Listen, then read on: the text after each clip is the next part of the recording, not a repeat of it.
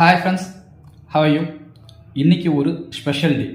அப்படி என்ன ஸ்பெஷல் அப்படின்னு பார்த்தோம் அப்படின்னா, ஜூலை 7 இந்திய கிரிக்கெட் அணியின் முன்னாள் கேப்டன், அதாவது எல்லாருனாலையும் தலை அப்படின்னு கூப்பிடப்படுற தோனி அவங்களோட பர்த்டே. ஸோ ஜூலை 7 தோனி இப்போ நம்ம எல்லாருக்கும் வந்து தெரியும். ஜெர்சி நம்பர் 7 அப்படின்னா எல்லாருக்கும் தெரியும். ஆனால் அதுக்கு பின்னாடி ஒரு ஸ்டோரி இருக்குது. தோனி கிட்ட வந்து ஃபேமஸ் ஆகிறதுக்கு முன்னாடி கேட்டிருக்காங்க, ஒய் ஜெர்சி நம்பர் 7, வேறு நம்பர்லாம் இல்லையா, ஏன் 7 இஸ் அ லக்கி நம்பரா அப்படின்னு கேட்டிருக்காங்க. அதுக்கு தோனி சொல்கிறது, லக்கி நம்பர்லாம் ஒன்றும் இல்லை, அதுக்கு பின்னாடி ஒரு சின்ன ஒரு ஸ்டோரி இருக்குது. I was born on 7th, 7ஆம் தேதி நான் பிறந்தேன். அண்ட் வந்து பார்த்தோம்னா அது வந்து 7வது மாதம், ஜூலை வந்து 7வது மாதம். And my birth year is 81. 8 - 1 is equal to 7.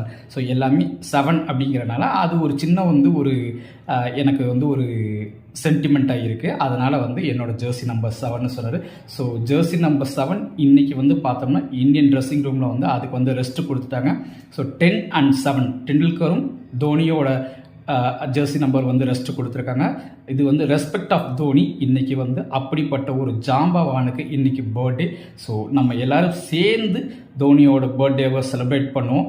இந்த 45வது வயசுலேயும் வந்து பார்த்தோம் அப்படின்னோம்னா நிறைய யங்ஸ்டர்ஸ்க்கு வந்து அவர் வந்து ஒரு முன்னுதாரணமாக இருக்கிறாரு.